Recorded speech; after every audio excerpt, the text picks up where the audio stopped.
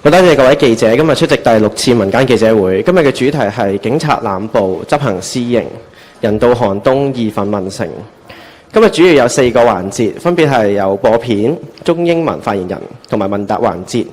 而問答之後會有額外附加嘅愛國傳媒環節。我哋再一次感謝基進報導提供手語傳譯員。Thank you very much for attending the 6th Citizen Press Conference today. A very warm welcome from us here.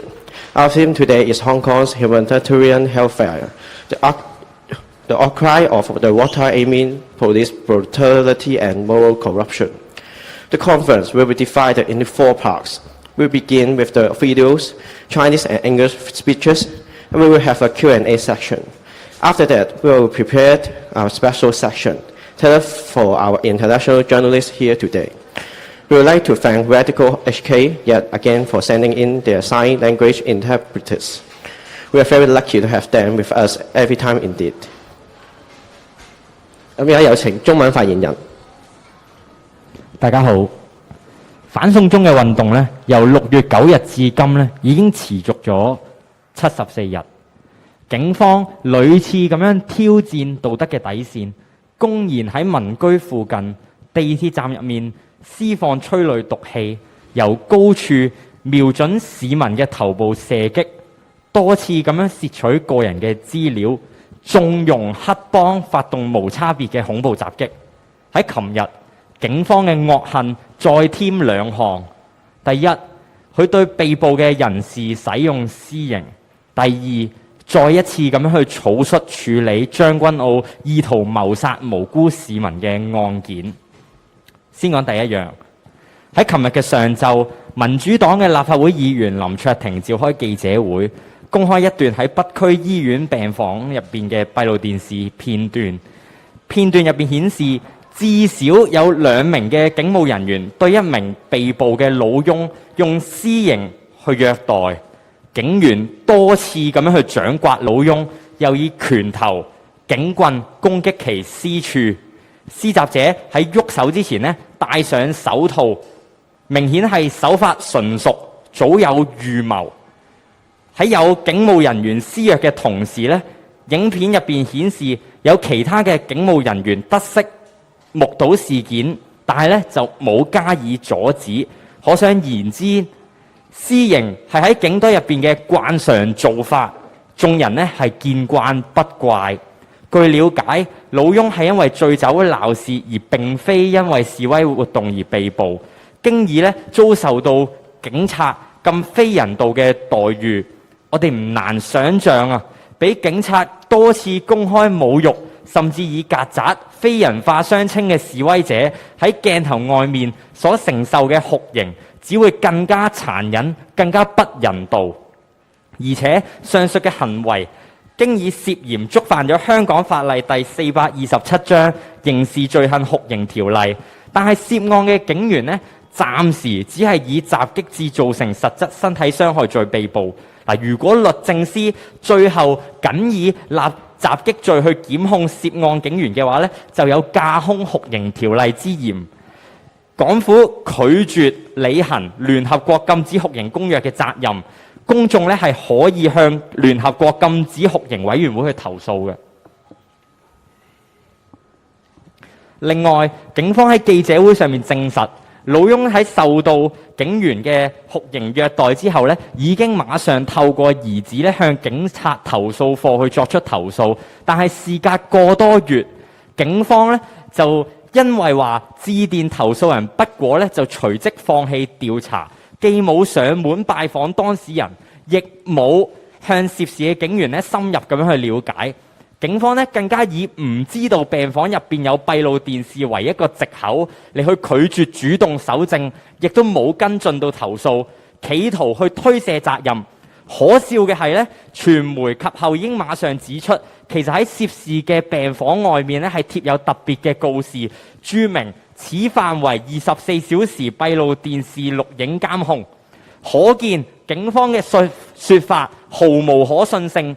如果唔係琴日呢一段嘅片段公開嘅話，恐怕涉案嘅警員呢永遠都唔會受到法律嘅制裁。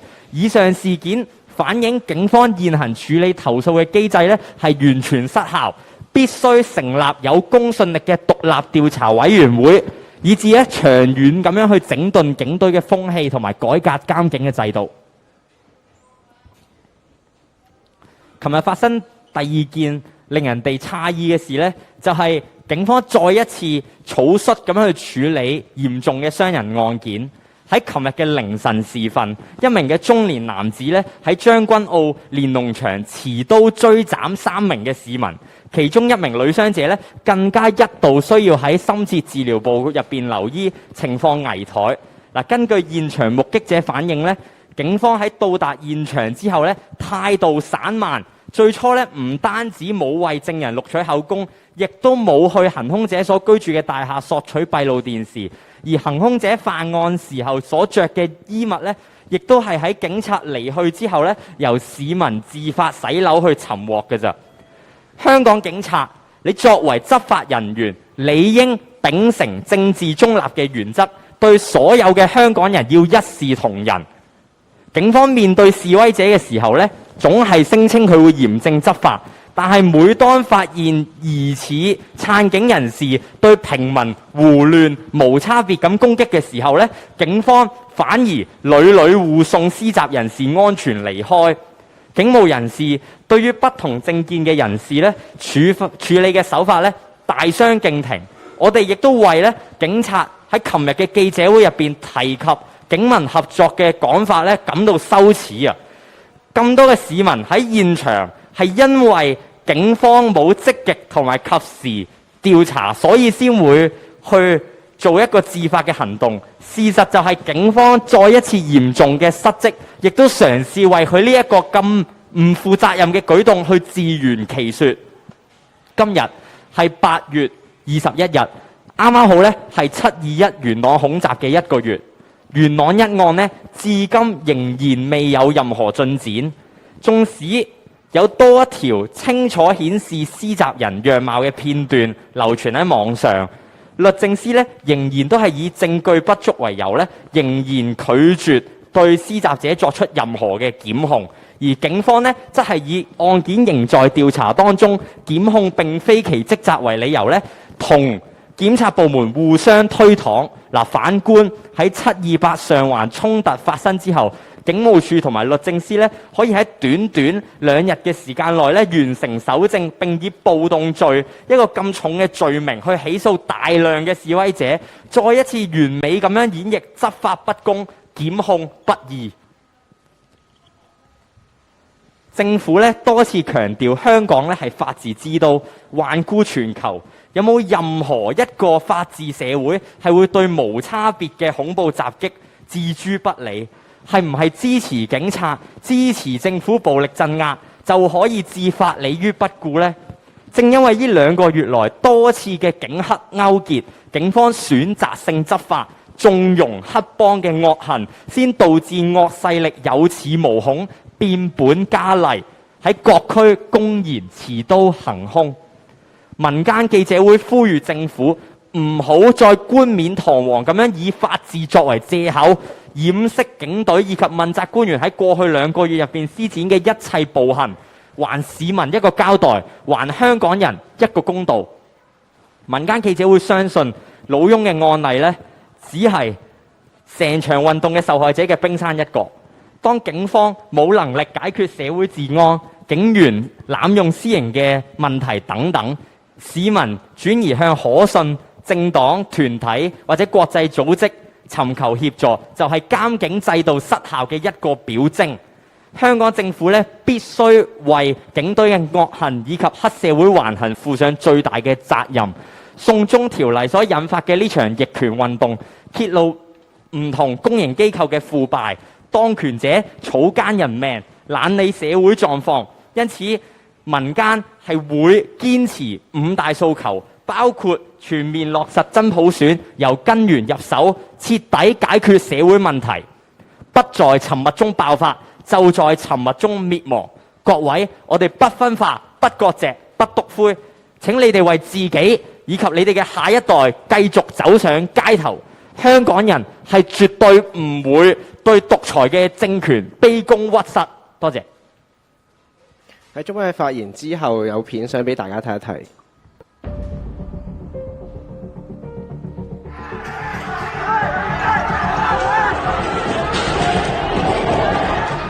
本港社會變得不安全、不穩定，暴力，無論係行使暴力或者縱容暴力，都會將香港推上一條不歸路。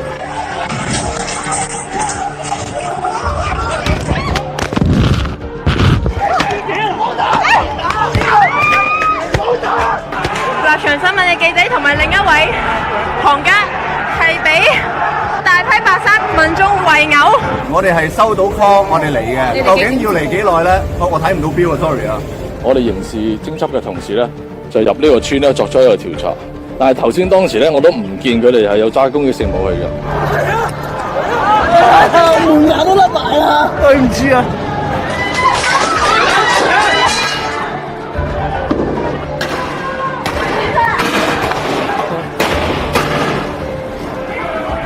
警隊喺過去2個月係非常之努力咁樣維護香港嘅秩序。委任證嘅話，睇完我。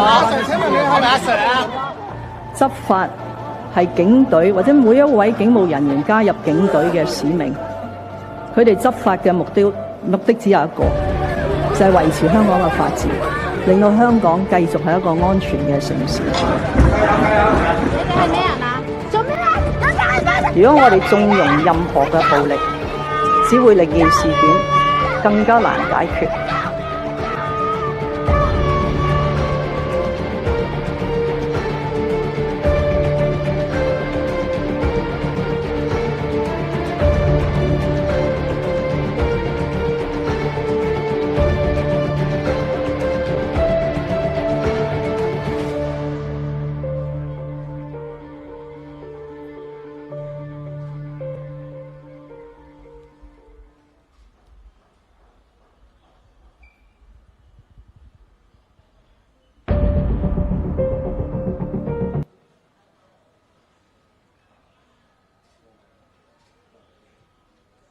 咁而家有請英文發言人。Testing. The anti-extradition movement has so far lasted for 74 days since the 9th of June.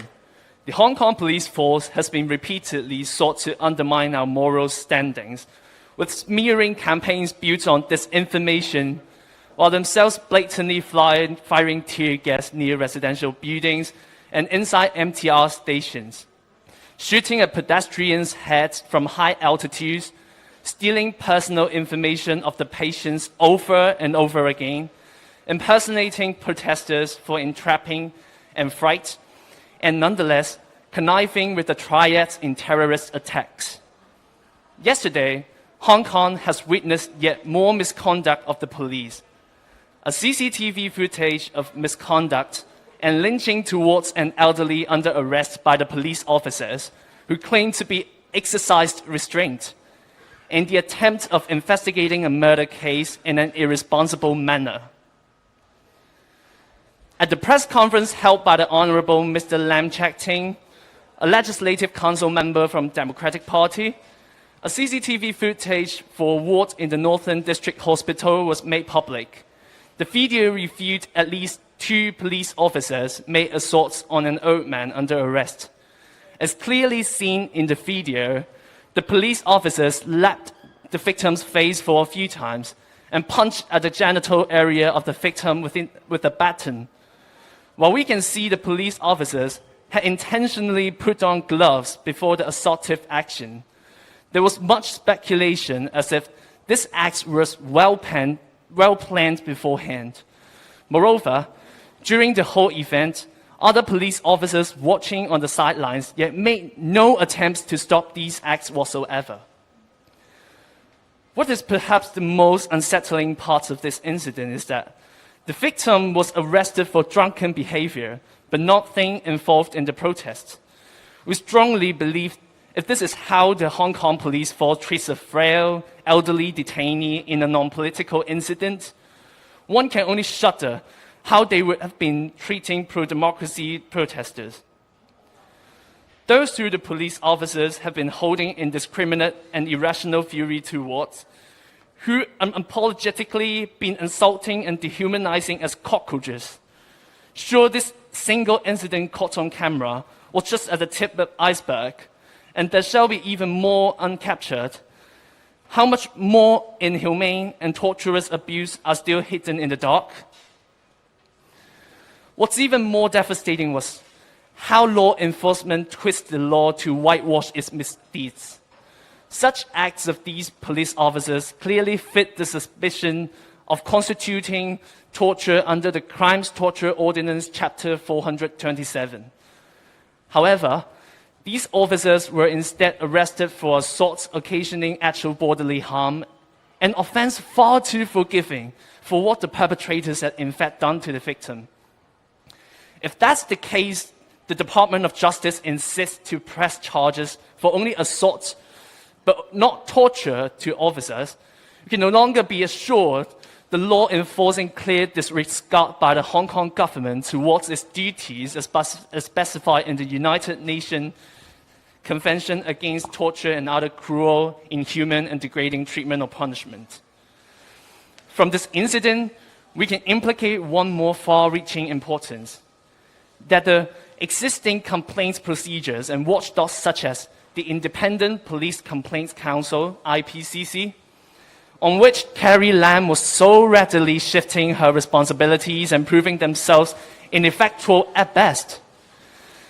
At the press conference held by the Hong Kong police force at a later time yesterday, they admitted the son of the victim had lodged a complaint at the Complaints Against Police Office immediately after his father suffered the torture, yet the investigation was dropped after more than a month. There was no legitimate reason other than what the police appealed again and again that could not reach the complainant on the phone, as well as excused themselves for not gathering evidence because they did not realize that hospitals have CCTVs. Such lame excuses makes a mockery of not just the gravity of what the victim has endured, but also the complaint system that used to keep the police power in check. If this is what our checks and balances have descended into, the rationale and urgency behind one of the 5 demands Hong Kongers have put forward are in fact crystal clear. That only a truly independent commission of inquiry to investigate abuses of power by the police will have the objectivity and competence to bring perpetrators of torture and brutality to justice.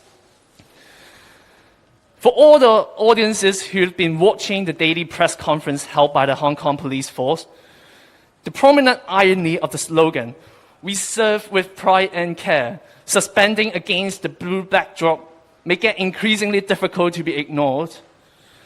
Are they, indeed, proud of firing tear gas into a small metro station full of innocent commuters? Or do they even care about the young first aider who is now left with a gaping hole for an eyeball from the beanbag rounds they fired? Is this the staggering fall from grace what we should come to expect of Asia's finest? While some may claim these were just isolated incidents, every few days, if not every day, the police are committing more atrocities for the world to see. Just 2 nights ago, 3 citizens who were merely appearing by a land war in Cheung Kwan O was brutally stabbed by a man who appeared to be mentally unstable. One of the victims was so gravely injured she had to be transferred to the intensive care unit and remains in critical condition to this moment. Any self-respecting law enforcement officer would diligently take down witness statements or evidence at the scene. But this was not the case for Hong Kong police force.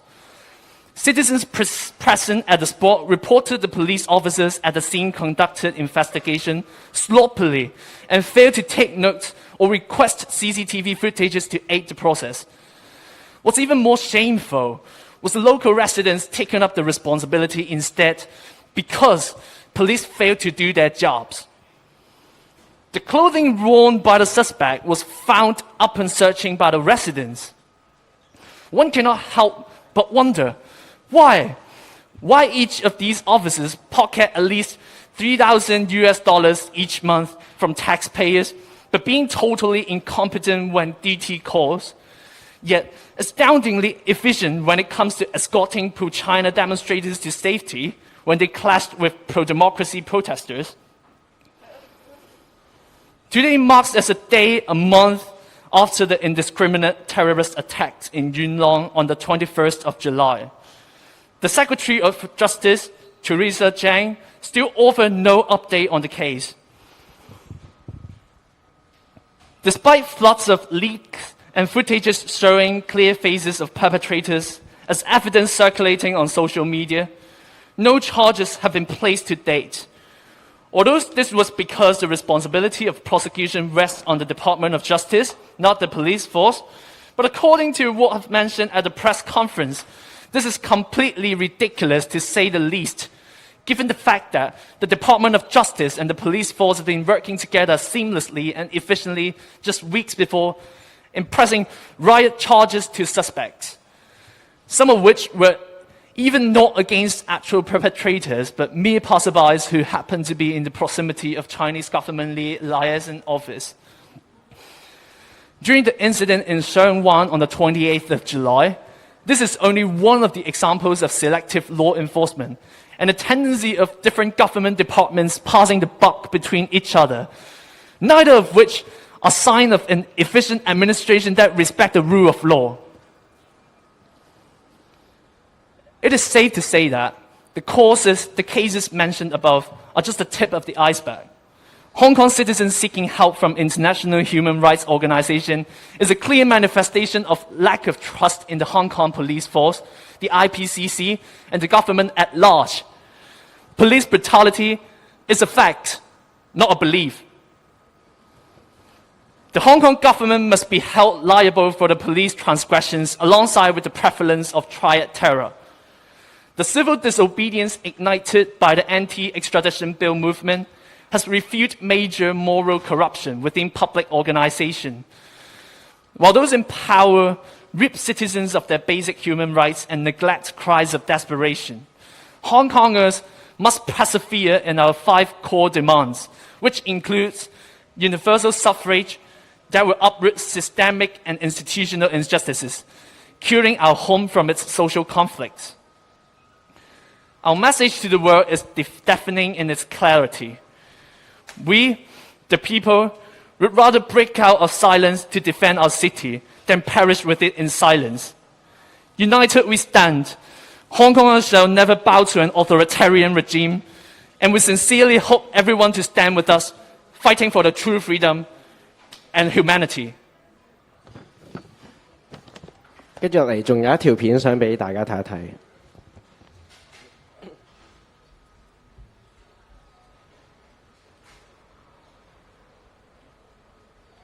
聽我分享一下關於我被捕當刻嘅一啲經過啦。其實喺我被捕嘅當晚呢，我完全冇做過任何嘅衝擊行為嘅，亦都當刻同身邊前線手足一齊傾過咗要慢慢退，大家亦都一齊退緊啦。咁我唔肯定到底當刻有冇鬼滲入咗喺入邊扮示威者啦，但係明明係退緊噶嘛，我就突然間俾人撞低咗落地下，然後我當時係冇諗咁多嘅，以為係咪有手足心急退，所以唔小心撞到我呢。咁我就本能反應咁企翻起身，亦都冇擰轉身望到底係邊個撞我。咁就喺我一企翻起身嘅時候啦，我就即刻感覺到有盾一嘢將我推跌翻落地下，然後好快地就已經大約7至8個防暴壓低咗落地下，一齊撳住我嚟打。防暴就一路嗌我冷靜啲，又嗌我唔好亂嚟同唔好亂喐，咁就有不停攞警棍毆我啊，亦都有就咁拳打腳踢啊，亦都有防暴係一嘢扯爛晒我所有嘅眼罩口罩，然後好近距離，我諗可能得10 cm 鬆啲嘅距離啦，就兜面噴咗我諗可能胡椒水嘅物體，然後因為佢哋壓住我喺地下，真係好辛苦，所以我就不停大嗌話我唞唔到氣啊，我唞唔到氣啊！再陸續開始有記者發現我呢度有事而趕過嚟，佢哋先至開始停手扣起咗我對手。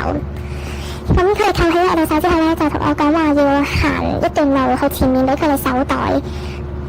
咁我知道自己被捕，將要被捕，其實我都好合作，亦都好願意去行嗰段路俾佢哋手袋嘅。但係因為佢哋喺行嗰段路之前呢，佢哋當面噴咗嘢喺我塊面啦，而亦都有噴中咗眼睛啦。咁所以我其實係成塊面連同眼連同我膊頭至頸嘅位置都好灼痛好乸。再加上我又好驚又流眼淚啦，所以眼睛就更加乸。我亦都有同啲防暴講話，我真係好痛，對眼好乸，擘唔開，又睇唔到路。而佢哋冇捉實我手去行，即係輕輕搭住喺我身上咁樣行啦。咁所以喺我唔係好睇清楚路之際呢，我就跌親啦。佢哋扶翻起我亦都再問我真係好痛好乸，可唔可以沖水啊？而佢哋當刻亦都冇即刻俾我沖水，仍然係堅持要我行完嗰段好大催淚煙嘅路，然後差唔多去到佢哋要啲警車嘅隔離要手袋嘅位置，我再不停嗌佢先至肯俾我沖咗一下水。你好啊，我係跟住落嚟就到問答環節，所以請每間報館問唔多於2條問題，跟住喺發問之前報一報邊間報館問啊。We will now have the Q&A section of the day. Due to the limited time that we will have today, we would like to ask each of the journalists on the ground to pose no more than 2 questions at a time. And please give us your affiliation as well before your question as well. Thank you. 好，中間位係。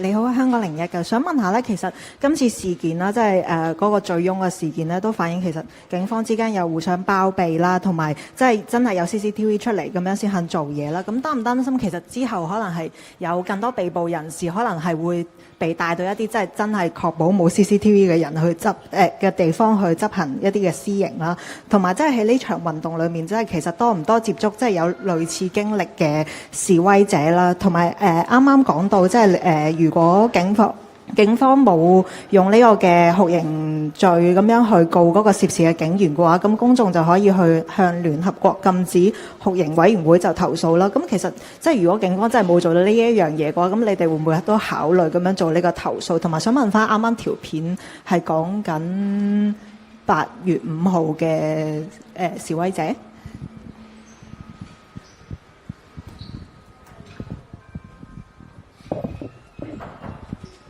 係多謝記者嘅提問啦。咁首先回應第一個問題咧，就係擔唔擔心會有更加多嘅呢啲事情出現啦？坦白講就係非常非常擔心。咁所以先會特別召開今日呢一個嘅記者會。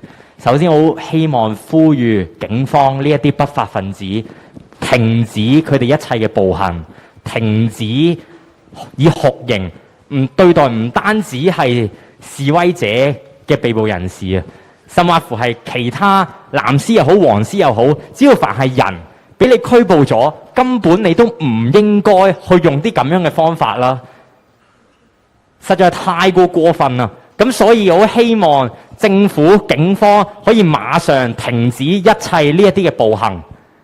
如果佢真係將示威者帶到去一啲冇 CCTV 嘅地方，再去進行佢哋嗰一啲酷刑嘅話，我好懇請真係受害嘅示威者行出嚟，阻止佢哋嘅暴行，話俾人知，話俾公眾知，佢哋係如此暴力，如此令到人神共憤。咁暫時可能聽到即係私刑嘅嗰一啲嘅例子咧，都會有即係譬如最近會有一啲傳聞話新屋嶺入邊咧，其實即係當中嘅被捕人士咧，有6個手足咧係出現骨折嘅情況啊，即係個傷勢非常之嚴重啊。咁我亦都相信咧，有更加多嘅示威者咧係因為俾警察恐嚇而唔夠膽咧行出嚟。咁所以我希望大家即係我知道好難、好辛苦、好可能好驚，但係咧都應該要向信得過嘅團體啦、民間團體又或者政黨去求助。係啦。咁另外就係即係對應住第三個問題咧，就係咁到底即係我哋啱啱呼籲，其實可以向聯合國投訴啦。咁實質上咧，其實我諗民間記者會未必可以代替所有市民去做呢一樣嘢啦。咁但係我諗市民如果真係見到律政司再加埋警方互相包庇、知法犯法，大家又可以自發咁樣去向聯合國投訴，人多就是力量。呢一樣嘢明明就係唔啱，佢係應該要受到制裁嘅。好多謝。Sorry， 答翻頭先記者問題，條片係8月5號事件嘅受害者，係白色衫嗰位記者。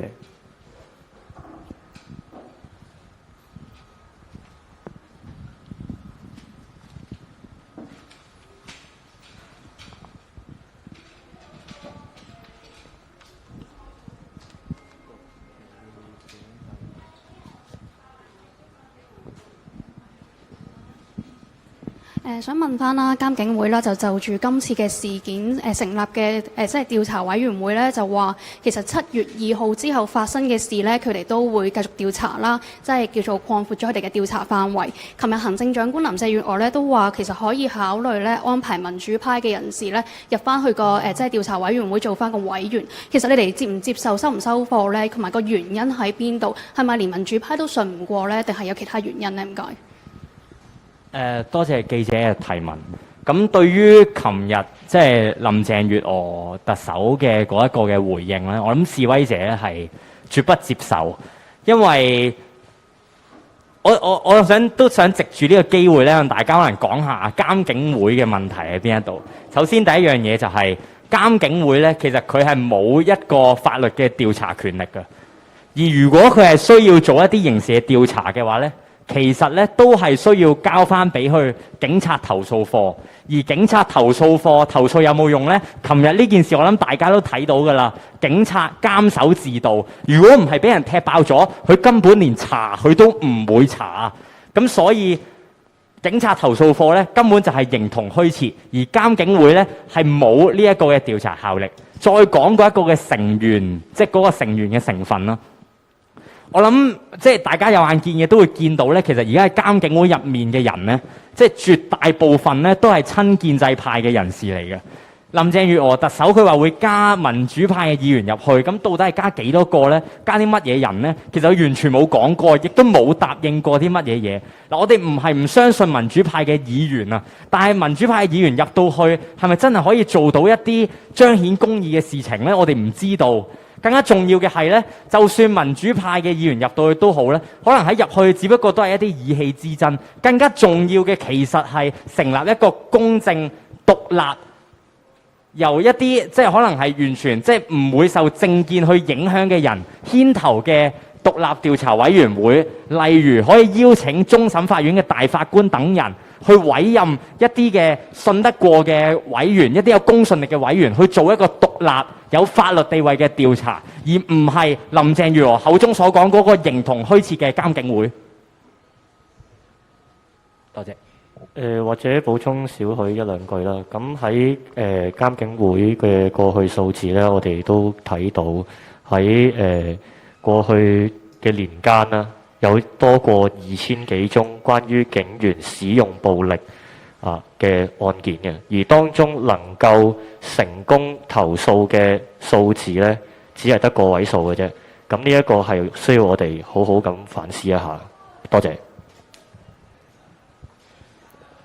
嗰邊男3位記者。你好啊，明報想問一問呢，頭先回應咗監警會，咁其實尋日林鄭佢就有提過話，成立個平台咁樣啦，就即係對話嘅平台，咁亦都佢就話英國即係發生咗類似嘅事件之後，都冇成立嗰個獨立調查委員會。咁想問下你哋點樣睇佢特首佢提出成立呢一個嘅平台？你哋覺得即係個平台有乜嘢人或者會傾啲咩問題？即係先至有機會係平息到呢個風波，先至會收貨咧？唔該。我諗即係好多謝記者嘅提問啦。咁你就問其實有乜嘢人喺入邊個平台？大家可能示威者先會收貨咧。我諗其實要令示威者收貨嘅方法咧，其實絕對唔係啲乜嘢平台，即係平台從來都冇喺5大訴求入邊出現過嘅。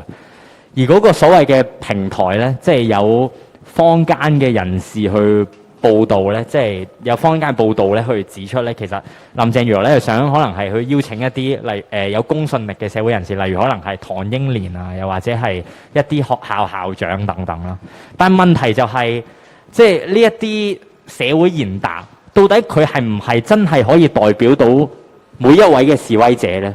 其實我哋喺呢一場嘅運動入邊咧，好多時候咧都話呢一個係一個冇大台去中心化嘅示威。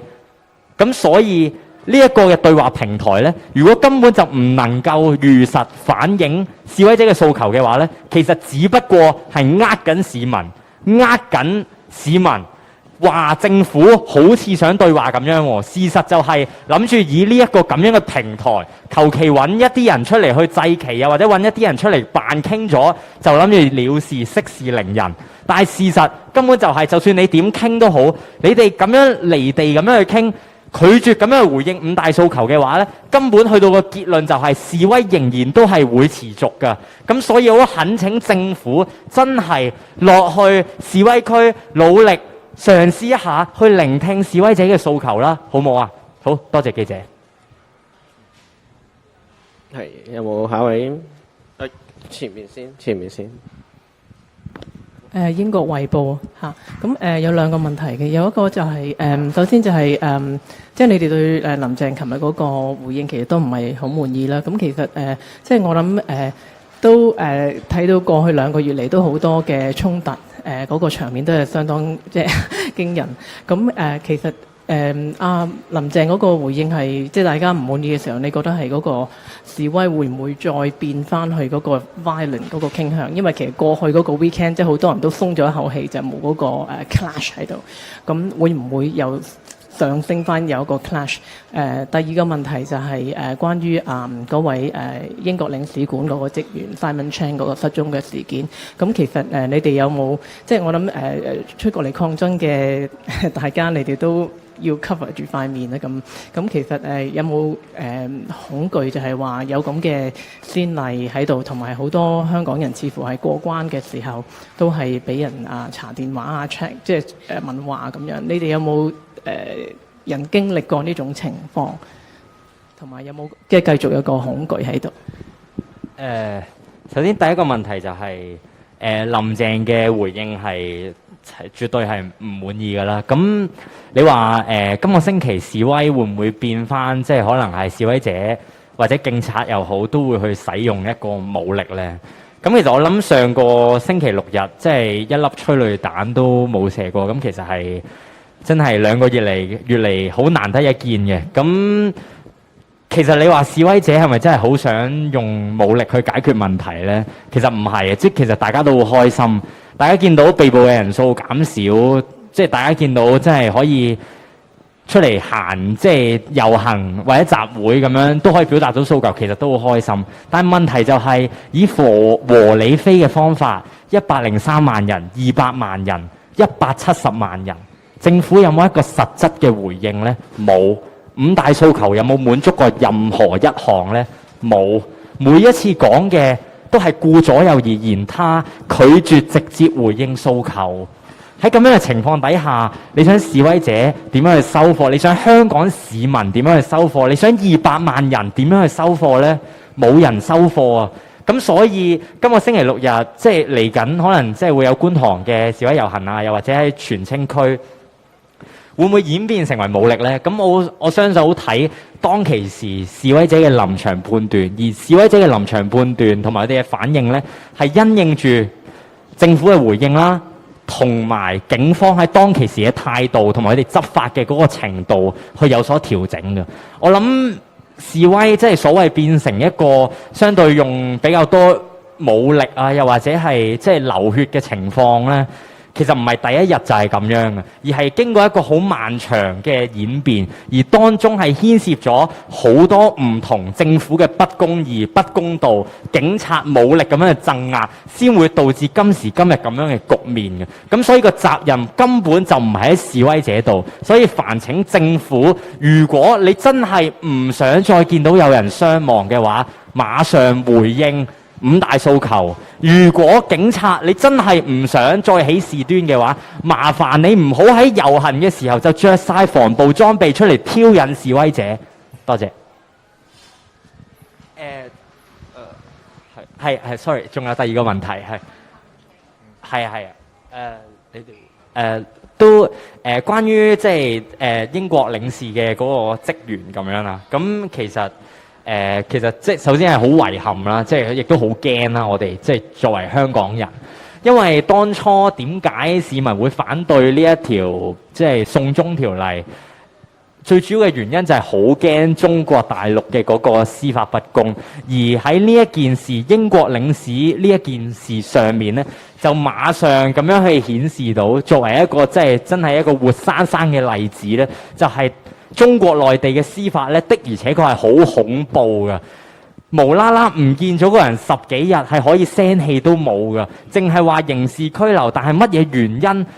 喺邊度捉咗？乜嘢人捉咗？完全都冇講過。咁所以作為示威者、作為市民、作為香港人咧，都係十分之恐懼嘅。咁所以咧，好想可以促請咧中共政權咧，馬上咧去停止散播呢一啲咁樣嘅白色恐怖俾香港嘅市民，亦都懇請咧香港嘅政府，你真係切切實實咁樣去做啲嘢，去保障喺香港嘅香港市民以及外國嘅公民咯。好，唔該。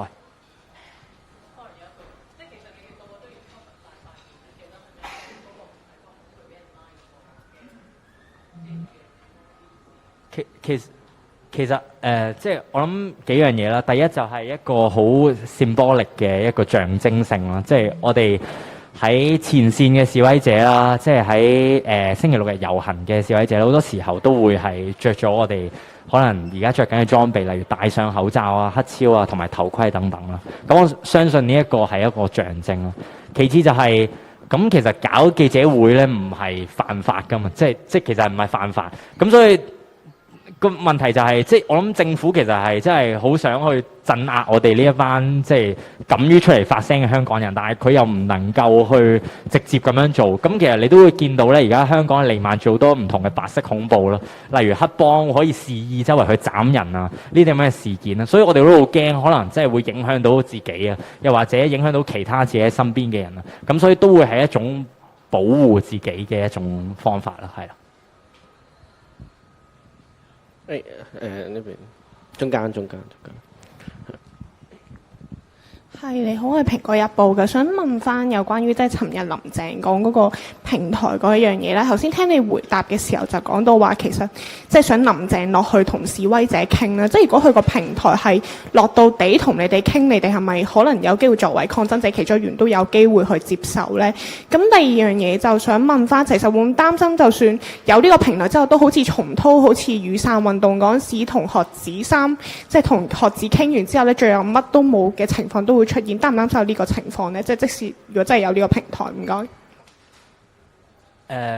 係我諗，其實我啱啱講嘅，即係我唔係大台，亦都冇即係可以一個話事嘅權力啦。但係我諗我哋啱啱嘅建議，其實只不過係即係俾林鄭嘅一種建議啦。但係同時亦都係一種諷刺啦，因為我諗佢係絕對唔夠膽，亦都唔會咁樣去做啦。咁但係其實係咪真係需要去到示威區，或者係真係 face to face 面對面咁樣先可以知道示威者嘅訴求咧？其實唔需要，你聽下佢哋嗌嘅口號咁就知道㗎啦。即係例如5大訴求缺一不可，呢個唔係淨係一個口號咧，都係大家好希望做到嘅事啦。即係如果示威者係完全一個訴求都唔需要滿足就可以安心咁樣翻屋企當冇事發生過嘅話，咁大家仲會唔會嗌呢一個嘅口號呢？如果林鄭月娥以為佢講咗一啲假嘅方案出嚟就可以蒙騙到示威者嘅話呢，咁實在係大錯特錯啦。因為可能香港好多嘅市民都曾經沉睡過，但喺6月9號呢2個月內發生嘅多次警民衝突，多次政府厚顏無恥嘅回應記者會等等嘅情況底下呢，其實香港人呢已經係醒覺咗，唔會再俾你呢一啲咁樣嘅大話呃到㗎啦。咁所以示威者最想要做嘅嘢，最想得到嘅嘢就係5大訴求，缺一不可，就係呢8隻字。至於你話會唔會有咩溝通平台，或者擔唔擔心好似雨傘嘅運動，即係之後發生嘅事咁樣呢？其實我諗就係大家都擔心，所以先會係清楚話俾政府聽，其實我哋係一個冇大台，亦都冇代表可以同到你對話嘅即係嘅一個嘅民間運動咁樣咯。咁即係大家如果仲即係仲有印象嘅話，5年前呢，即係林鄭月娥當時以即係政務司司長嘅身份呢，同5個嘅學生代表對話啦，而當中最後有4個係俾人拉咗翻去坐監嘅。咁我諗即係喺咁樣嘅情況底下，佢作出一啲嘅拘捕行為，再加上佢完全冇滿足過任何示威者嘅訴求，我諗需唔需要咁樣額外去同佢做一個所謂嘅談判？明知冇結果嘅談判咧，我諗大家都會心中有數，係啦。好，係呢邊呢位記者。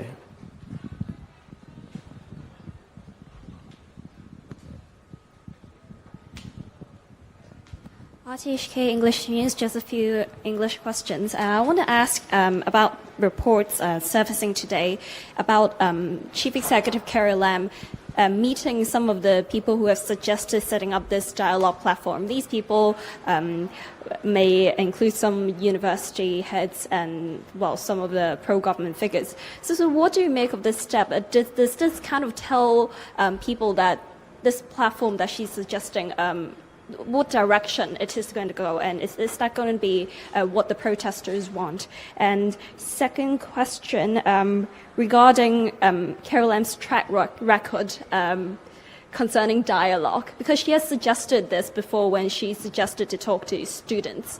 And obviously people did not say that that's not what we want.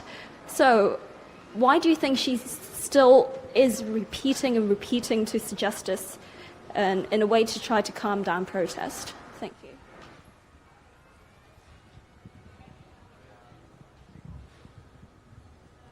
Okay.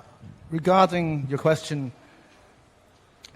setting up a platform with university heads, I think it's very clear from the 3 months of protest that the protesters would not accept this as a way to answer the very clearly consented 5 demands that we have articulated so far.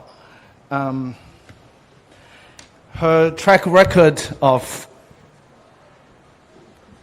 using this as a way, the way we see it is that she is just a way of trying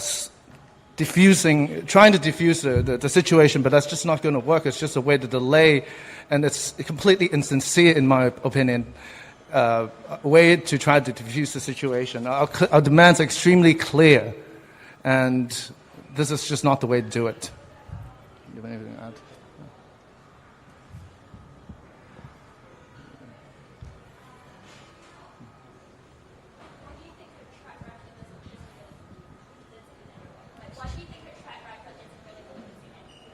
I mean,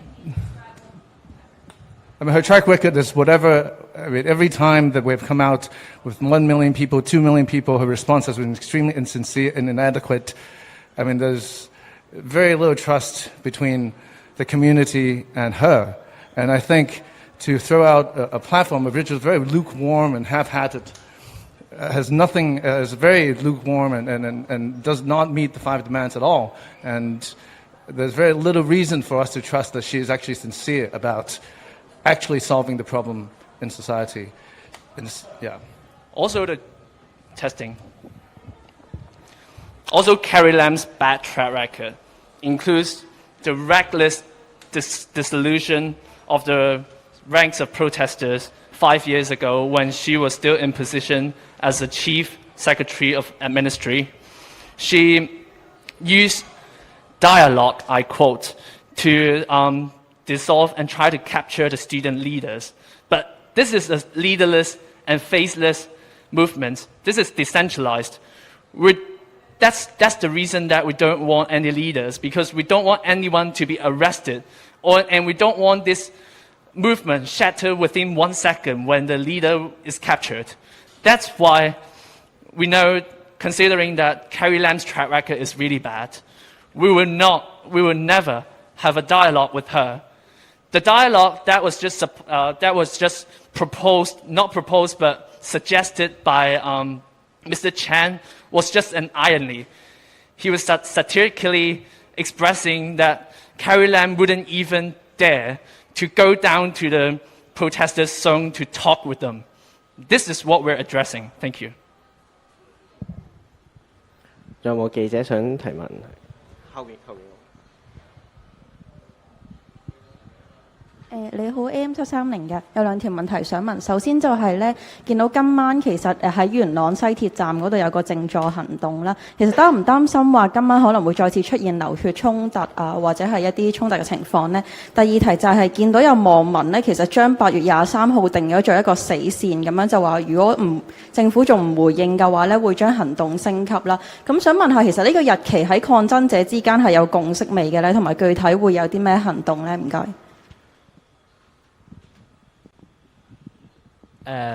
多謝你嘅提問，多謝記者嘅提問。咁首先係第一個問題就係今晚元朗嘅西鐵站嘅靜坐行動啦。咁驚唔驚會有即係再有721元朗恐怖襲擊嘅事件發生呢？其實好害怕，亦都係非常擔心嘅。咁我希望即係市民喺面對白色恐怖，甚或乎係血色恐怖嘅情況底下，仍然敢於行出嚟去表達自己嘅訴求嘅話，我希望警方亦都唔好再用過一啲其他即係完全唔合理嘅藉口去拒絕保護市民啦。咁過去嗰幾個月咧，就係因為警方咧多次咁樣去縱容呢一啲嘅暴行啦，咁所以咧就導致咗元朗嘅恐怖襲擊啦、荃灣啦、北角啦，甚或乎前幾日嘅灣仔啦，都仲有琴日嘅將軍澳啦，即係5笪地方咧都曾經出現過咁樣嘅斬人事件。其實喺1個月內咧出現咁多單咁樣嘅事件咧係非常之唔尋常，但係政府同埋警方嘅態度咧都係仍然非常之冷淡，亦都冇好認真咁樣去應對啦。咁所以我希望咧就係而家警方即係好明顯知道，即係今晚會有一個好和平嘅集會啦喺元朗。咁我希望即係佢哋都會做翻佢哋自己基本嘅責任啦，做一次啦，好嘛？好，唔該。咁至於第二個問題咧，就係8月23日有一啲嘅網上嘅網民啦，或者示威者咧就定嗰一日為死線咁樣啦。咁我哋民間記者會咧都係有留意到呢一啲嘅言論嘅，咁但係我哋答唔到你，即係呢一個係咪一個實質嘅死線啦？咁但係其實喺過去2個月，即係示威嘅進行咧，其實都係遵從住一個嘅模式啦，就係先有和理非嘅集會，咁去顯露其實即係嗰個民意係真係非常之龐大同埋強大。咁再之後，如果政府唔回應嘅話咧，即係市民通常咧都會去定一個嘅死線咁樣啦。咁我諗即係市民就係喺網上咁樣去訂立咗一個咁樣嘅8月23日呢一個嘅死線啦。咁我哋唔能夠代表網民話呢一個就係我哋支持嘅死線，但我諗其實網上有一定嘅人去支持呢一個嘅死線咁樣啦。咁之後即係如果再之後嘅話，咁我諗亦都係政府喺死線之後唔回應咧，其實示威者咧都係有理由同埋有即係有一個即係基礎，即係有一個民意嘅基礎咧，可以去用一啲更加唔同嘅方法咧，去發表佢哋嘅意見，去話俾政府聽，我哋係唔會因為你唔理我哋係唔會因為你亂咁講咗一啲嘢出嚟敷衍我哋，就放棄我哋嘅示威行動。我哋係會一直抗爭，直至5大訴求完全落實，就係咁樣啦。唔該。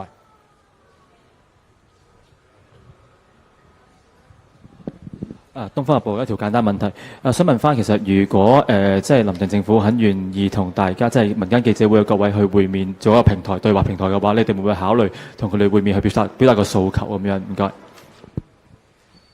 該。最簡單直接就係絕對唔會，係啦。我哋唔係大台，我哋都冇辦法代表到大部分嘅即係示威者嘅意見，而我諗示威者嘅意見呢，係已經清楚喺2個月嚟多次咁樣反映咗俾政府聽，亦都唔需要對話。我諗佢成日去強調要對話嘅原因係，即係正如啱啱我嘅手足講，即係其實佢係想去建立一個大台，然之後去捉咗我哋嘅領袖，就等我哋即係嘅示威冇辦法繼續落去啦。但我諗現實根本就冇可能係咁樣啦。咁所以我哋民間記者會咧都唔會協助佢，唔會做佢哋嘅替死鬼，即係唔會做政府想捉出嚟嘅替死鬼。我哋係必須強調，我哋係冇大台，亦都係邀請即係政府停止再做呢一啲咁無謂假嘅建議，去嘗試蒙騙香港人。補充兩句啦。咁其實喺民間記者會點解當初成立嘅原因，其實係因為警方同埋政府不斷咁嘗試用各方面嘅記者會啦，去令到模糊咗成個運動嘅焦點啦。咁而民間其實一路以嚟都係冇一個公開嘅對話平台，咁所以先至會有呢一件事去發生。而政府不斷咁將呢一場運動去諉過於喺學生身上，希望大家各位市民甚至乎去到政府了解清楚，今次嘅運動唔再係一場學生嘅運動，呢一場嘅運動係所有全香港有良知嘅市民。Thank you。仲有冇記者有提問？ Sorry, just one more English question from RTHK English News, because today is a 1-month anniversary of the Yunnan attack, and you guys have been mentioning that it is precisely because of police inaction and police tolerance that so many similar attacks has happened over and over again. For example, the one that happened in Changkuno. Can you slightly elaborate on that? Why do you think that is the case? Do you mind to close up a little bit for the microphone? Because I can't really hear about the question. Thank you. Just why do you think it's the police intolerance that allow attacks like this to happen and over again? And will that continue if the police continues to just be blind to these attacks? So basically, as you can see right now in the society, you can say that the government forced the citizen to be apart from one party to be support the government, and the other party is fighting against the government. However, whenever people to come out to fight for the right and freedoms, basically they have a lot of dangers. That is, police, they will have tear gas, they will have rubber bullets, etc., etc. The other dangerous point is there will be someone come out and attack you without reason. And that is the reason why, and the police, they are not arresting anyone since the Yunnan a month ago. There's no one got arrested or charged at all. However, a lot of people that come out to fight for freedom that is arrested without reason. So that is really a very serious problem for us as the citizens. It's very dangerous for us to come out to stand for what we want to fight.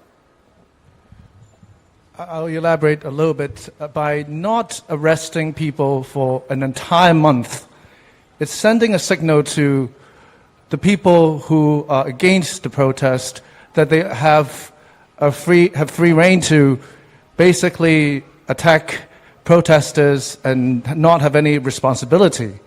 I think that is setting a very, very dangerous precedent and is frankly encouraging attack to the protesters by the so-called blue ribbons or other people, pro-China groups. We can also see it elsewhere in the world, but that's a different issue. I think they are basically kind of encouraging hate crime in my mind, and that is something very, very dangerous and should be completely condemned. And that is as the source, particularly in the 721 incident. Well, they have arrested 21 or 30 people, but have no prosecution for an entire month. I mean, just for comparison, we've been reiterating, in the 728 incident, 44 people were arrested and immediately prosecuted for rioting charges with a 10-year jail sentence. These people, these white shirt people in the 721 incident, we've seen clear footages of people and leaked images identifying from the citizens who these people are. And so far, there has been no prosecution yet from the Justice Department. I mean, this kind of injustice sends a clear signal to the community that the police is not trying, and the Justice Department does not have fairness, and the fairness is being determined by its political stance of the people.